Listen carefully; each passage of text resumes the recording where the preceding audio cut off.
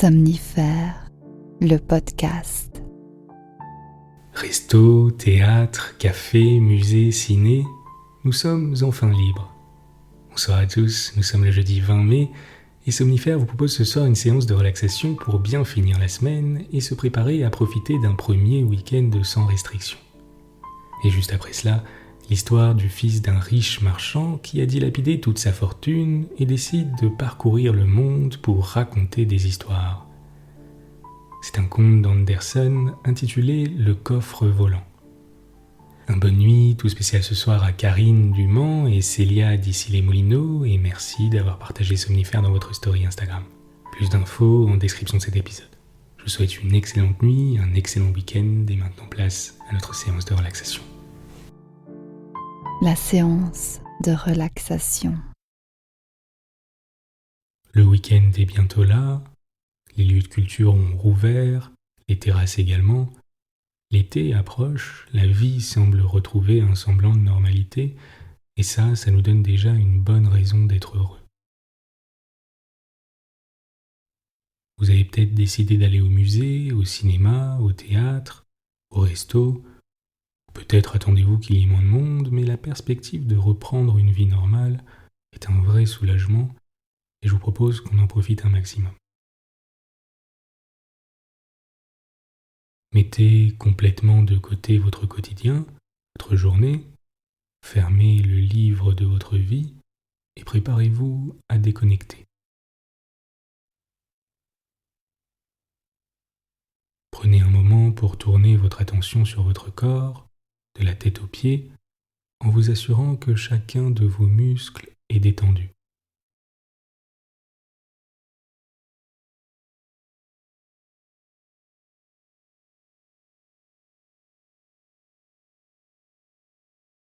À présent, portez votre attention sur les parties de votre corps que je vais citer, en prenant quelques secondes pour les relâcher complètement une par une, à mesure que je prononce le mot « relâche ».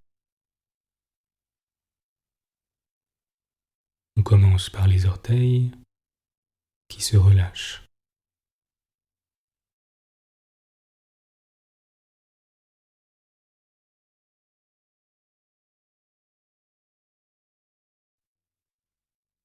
La plante des pieds se relâche.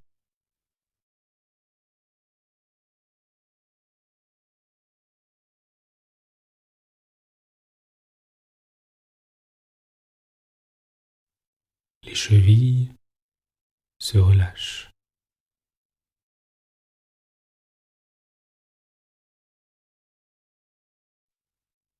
L'ensemble de vos deux pieds est maintenant complètement relâché.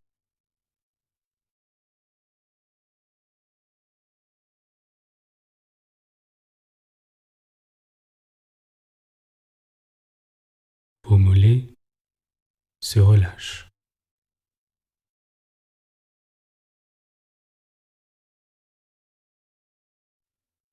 Vos genoux se relâchent.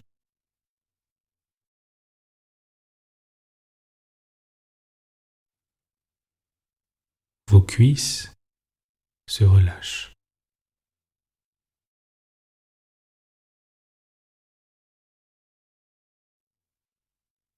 Vos fesses et votre région pelvienne se relâchent.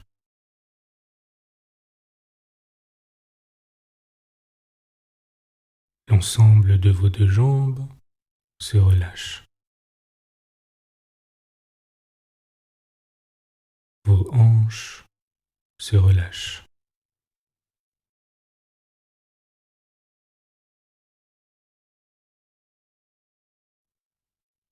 Prenez quelques secondes pour porter votre attention sur le bas de votre corps qui est complètement relâché et notez comme c'est agréable.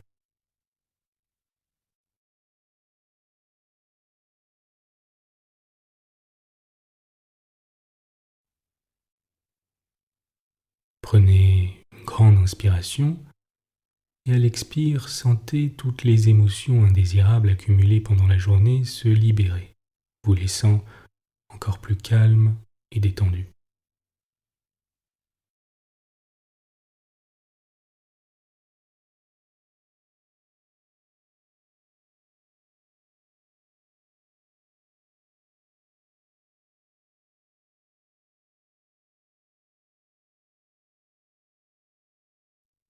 Portez maintenant votre attention sur votre ventre qui se relâche.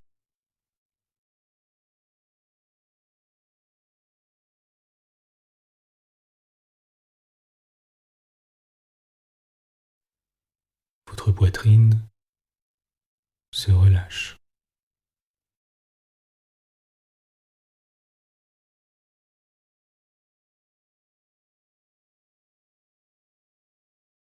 Le bas de votre dos se relâche.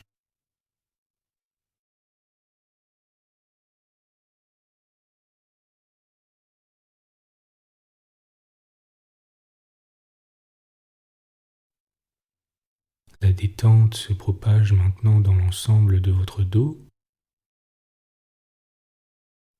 vertèbre par vertèbre,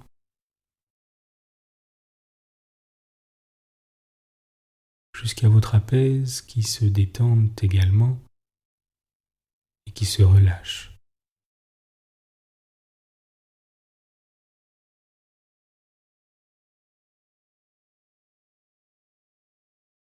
C'est maintenant le tour de vos épaules qui s'affaissent complètement et se relâchent de tout leur poids.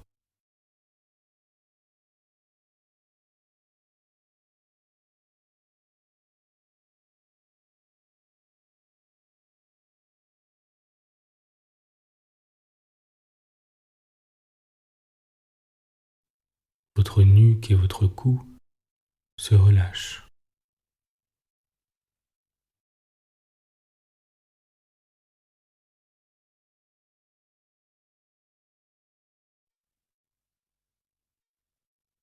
Votre tête est lourde dans l'oreiller et à son tour se relâche.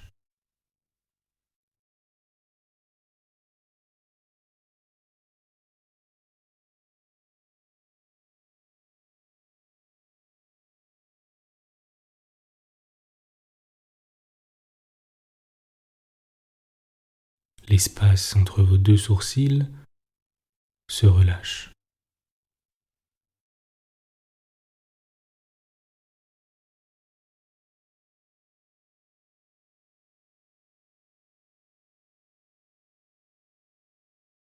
Votre mâchoire se relâche.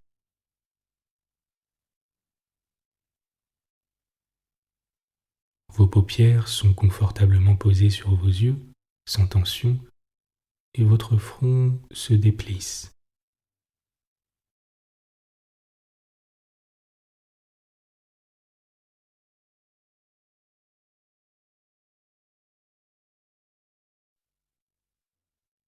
C'est maintenant au tour de votre cuir chevelu de se détendre complètement et de se relâcher.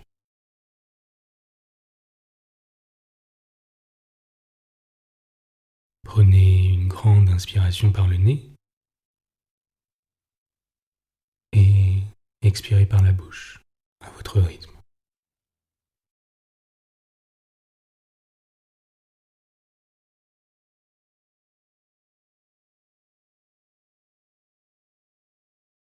Prenez un instant pour profiter de cette détente du corps qui se transforme en détente de l'esprit.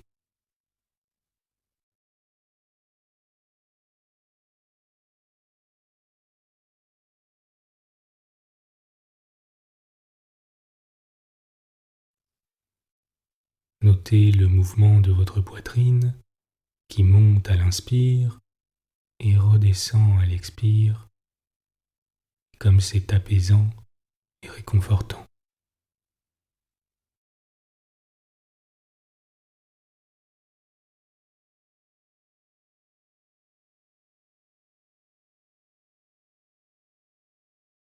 Sentez comme à chaque expire, vous semblez être de plus en plus détendu.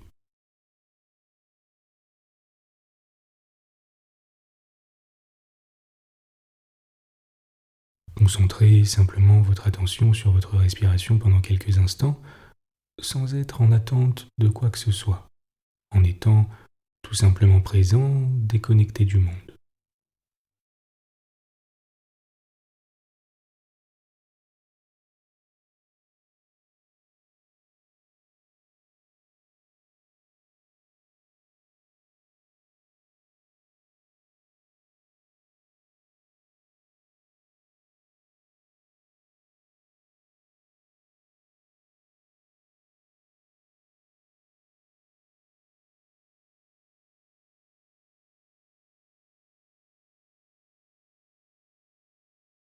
Vous êtes calme et détendu.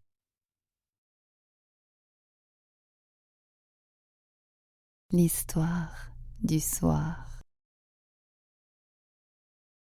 Hans Christian Andersen, le coffre volant. Il était une fois un marchand si riche qu'il aurait pu paver toute une grande rue, et encore une petite, de pièces d'argent. Mais il avait bien garde de le faire, il savait mieux employer sa richesse. Il ne dépensait un sou qu'avec la certitude de gagner un écu. C'était un marchand bien habile, et tel il mourut. Son fils hérita de tout cet argent, il mena joyeuse vie, alla tous les soirs au bal masqué, fit des cerfs-volants avec des billets de banque, et s'amusa à faire des ronds dans l'eau en y jetant des pièces d'or, comme un autre des cailloux. De cette manière, il ne faut pas s'étonner s'il vint à bout de ses trésors, et s'il finit par n'avoir pour toute fortune que 4 sous.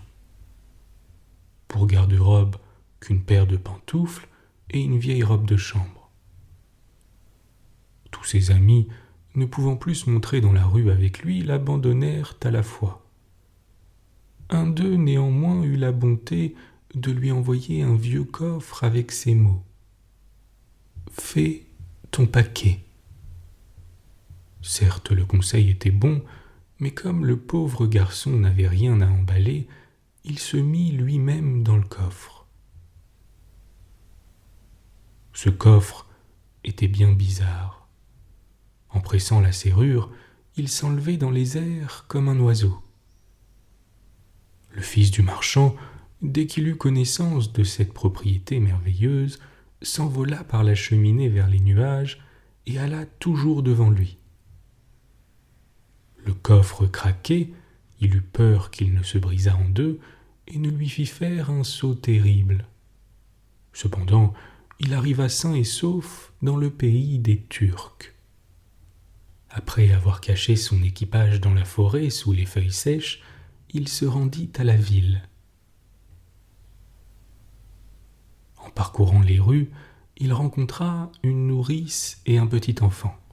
« Nourrice turque, demanda-t-il, quel est ce grand château près de la ville dont les fenêtres sont si hautes ? » « C'est la demeure de la fille du roi, répondit la nourrice. On lui a prédit que son fiancé la rendra bien malheureuse. C'est pourquoi personne ne peut l'approcher qu'en présence du roi et de la reine. Merci, dit le fils du marchand. Puis il retourna dans la forêt, se plaça dans le coffre et prit son vol. Bientôt, il arriva sur le toit du château et se glissa par la fenêtre dans la chambre de la princesse. La princesse sommeillait sur un sofa. Elle se réveilla tout effrayée, mais il lui affirma qu'il était le dieu des Turcs, descendu du ciel en sa faveur. Cette déclaration la rassura aussitôt. Assis près d'elle, il commença à lui raconter des histoires merveilleuses, celle du petit rossignol, de la petite sirène, de la reine de la neige et de la mère gigogne. La princesse était enchantée de tous ces beaux contes et elle lui promit de ne pas prendre d'autre mari que lui. « Revenez samedi prochain, dit-elle, j'ai invité le roi et la reine à un thé, ils seront fiers de me faire épouser le dieu des Turcs. Mais ayez soin surtout de leur raconter quelques belles aventures. Ma mère aime le genre moral et sérieux, mon père, lui, préfère ce qui est joyeux et plaisant. Soyez tranquille, ma corbeille de noces ne sera remplie que d'aventures. » Ils se séparèrent, et la princesse lui fit cadeau d'un sabre incrusté de pièces d'or, qui certes lui arrivait à propos. Il courut s'acheter une nouvelle robe de chambre, puis il s'assit dans la forêt pour inventer quelque histoire. D'abord, Il éprouva beaucoup de difficultés, car ce n'est pas chose facile que de faire des comptes, mais enfin il réussit, et le samedi suivant il était prêt. Le roi, la reine et toute la cour étaient venus prendre le thé chez la princesse. Le fils du marchand y fut reçu avec la plus grande amabilité.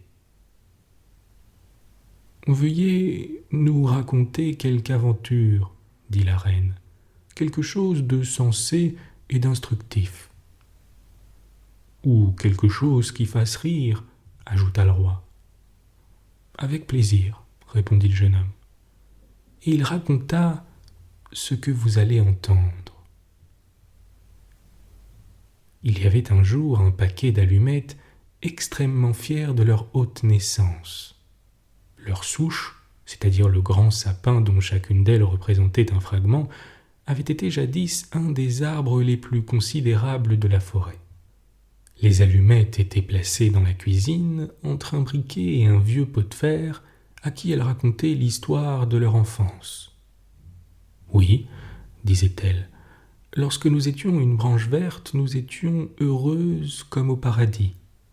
Tous les matins et tous les soirs, on nous servait du thé de diamant, c'était la rosée. Toute la journée, nous avions le soleil, lorsque le soleil brillait, et les petits oiseaux nous chantaient des histoires. Aussi, nous étions bien riches, car les autres arbres ne portaient de vêtements que dans l'été. Mais notre famille avait les moyens de nous donner des habits verts, en hiver comme en été. Vint une grande révolution, et notre famille fut dispersée par les bûcherons. Notre souche obtint une place de grand mât sur un vaisseau magnifique capable de faire le tour du monde. D'autres branches obtinrent d'autres emplois, et notre partage fut celui d'éclairer la multitude. C'est ainsi que, malgré notre origine distinguée, nous nous trouvons dans la cuisine. Quant à moi, dit le pot de fer, mon sort est tout différent. Dès que je suis venu au monde, on n'a fait que m'écurer, me mettre sur le feu et m'en ôter. Je suis de la plus haute importance dans la maison et je ne donne que dans le solide. Mon seul plaisir consiste, après le dîner, à reprendre propre et luisant ma place sur la planche et à causer sérieusement avec mes camarades. Malheureusement, nous sommes toujours claquemurés ici, à l'exception du seau d'eau qui quelquefois descend dans la cour. Il est vrai que le panier du marché nous apporte les nouvelles du dehors, mais il parle avec trop d'exaltation du gouvernement et du peuple. Aussi, avant-hier, un vieux pot en a été tellement bouleversé qu'il est tombé par terre et s'est brisé. Si je ne me trompe, le panier, avec ses idées trop avancées, appartient à l'opposition. « Tu parles trop, » répliqua le briquet. Et l'acier, se heurtant contre le caillou, en fit jaillir des étincelles. « Tâchons de nous amuser un peu ce soir. »« Oui, » reprirent les allumettes. « Causons et décidons quel est le plus noble de nous tous. » « Je n'aime pas m'entretenir de moi-même, » observa le pot de terre. « Il nous reste d'autres sujets de conversation. Je commencerai par raconter l'histoire de ma vie, puis chacun en fera autant. Rien n'est plus divertissant. Or donc, sur les bords de la Baltique, non loin des superbes forêts de hêtres qui couvrent le sol de notre chère patrie, le vieux Danemark a la bonne heure. Voilà un beau commencement, s'écrièrent les assiettes. Voilà une histoire qui promet. Là, continua le pot de terre, j'ai passé ma jeunesse dans une famille paisible. Les meubles y étaient frottés tous les 15 jours, le plancher lavé et les rideaux nettoyés. Que vous avez une manière intéressante de raconter, dit le balai. On dirait une bonne femme de ménage qui parle, tellement tout cela respire la propreté. Certainement, appuya le sot. Et transporté de joie, il fit un petit bond, une partie de son eau tomba bruyamment à terre. Et le pot continua son récit, dont la fin était aussi belle que le commencement. Toutes les assiettes s'agitèrent joyeusement, et le balai prit quelques brins de persil pour couronner le pot. Certes, cette distinction dut vexer les autres, mais ils pensèrent « Si je le couronne aujourd'hui, il me couronnera demain. » « Dansons !» dirent les pincettes, et elles se mirent à danser. C'était curieux à voir, comme elles savaient lever une jambe en l'air. La vieille couverture de la chaise creva de rire en les regardant. « Nous demandons à être aussi couronnés, dirent les pincettes, et on les couronna. Quel genre, pensaient les allumettes. Ensuite, la théière fut priée de chanter, mais elle prétexta un refroidissement. C'était pur orgueil, car elle se faisait toujours entendre quand il y avait du monde au salon. Sur la fenêtre était une vieille plume d'oie dont la domestique se servait pour écrire. Cette plume n'avait rien de remarquable, si ce n'est qu'on l'avait trop enfoncée dans l'encrier. Du reste, elle en était fière. « Si la théière ne veut pas chanter, dit-elle, nous nous en passerons. Dehors, dans la cage, il y a le rossignol qui chantera sans se faire prier, quoiqu'il n'ait rien appris. Nous serons indulgents ce soir. » « Cette proposition me paraît assez inconvenante, » répondit la bouilloire, sœur de la théière et chanteuse ordinaire de la cuisine. « Pourquoi admettre parmi nous un oiseau étranger ? Ce n'est guère patriotique. J'en fais juge le panier du marché. » « Franchement parlant, répliqua le panier, je suis profondément vexé de passer ma soirée de la sorte. Il vaudrait bien mieux, ce me semble mettre l'ordre partout, chacun resterait à sa place et je dirigerais les divertissements. Vous verriez bien autre chose. Non, laissez-nous faire du tapage, dirent tous les ustensiles. Mais en ce moment, la porte s'ouvrit.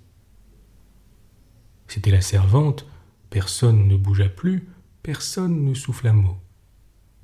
Cependant, il n'y avait pas parmi eux de peau si mince qu'il ne se crût très capable et d'une origine très distinguée. Oui, pensait chacun d'eux, si on avait voulu me laisser faire, nous nous serions autrement amusés ce soir. La bonne prit les allumettes pour allumer son feu, si elles, comme elles craquèrent et s'enflammèrent avec fracas. Maintenant, se disait-elle, tout le monde est obligé de reconnaître notre splendeur. Quelle lumière, quelle... Et ce n'était plus qu'un peu de cendre. Voilà une aventure charmante, dit la reine. Tout à l'heure, je me croyais transportée au milieu de la cuisine, près des allumettes. Aussi, vous épouserez notre fille. Oui, certes, ajouta le roi. Tu auras notre fille pour femme et à lundi la noce. En le tutoyant, on regardait déjà le fils du marchand comme membre de la famille. La veille de la noce, toute la ville fut illuminée. On jeta dans les rues des brioches et des macarons, les gamins grimpaient sur les arbres, criaient hurrah et sifflaient entre leurs doigts. C'était vraiment un spectacle magnifique. Maintenant, se dit le fils du marchand, il faut que moi aussi de mon côté, je fasse quelque chose. Il acheta une quantité de fusées volantes, de pétards, toutes les pièces d'un beau feu d'artifice, puis il les mit dans son coffre et s'éleva dans les airs. Quelle détonation, quel éclat et combien de couleurs! À cette vue, tous les Turcs se mirent à sauter de joie, si bien que leurs pantoufles volaient jusqu'à leurs oreilles. Jamais ils n'avaient vu un pareil phénomène, maintenant ils étaient bien convaincus que c'était leur dieu en personne qui allait épouser la princesse. Revenu dans la forêt, le fils du marchand se dit « Il faut que j'aille dans la ville pour apprendre l'effet qu'a produit mon feu d'artifice. » Ce désir était bien naturel. Que des choses singulières on lui raconta. Chacun l'avait vu d'une manière différente, mais tous en étaient enchantés. « J'ai vu le dieu des Turcs, disait l'un. Il avait les yeux brillants comme des étoiles, et une barbe semblable à l'écume des vagues. Il s'est envolé sur un manteau de feu, disait l'autre, et dans les plis du manteau, de jolis petits anges voltigeaient. » Le jeune homme entendit encore plus d'une belle chose ce soir-là, la veille de sa noce. Enfin, il retourna dans la forêt pour se placer dans son coffre, mais nulle part il ne l'aperçut. Le coffre avait été brûlé par une étincelle de feu d'artifice. Il n'en restait qu'un peu de cendre. Le pauvre garçon ne pouvait plus s'envoler ni revoir sa fiancée. Elle l'attendit sur le toit toute la journée. Elle l'attend encore. Lui, cependant, parcourt le monde en racontant des aventures, mais aucune d'elles n'est aussi joyeuse que celle des allumettes. Bonne nuit. Bonne nuit.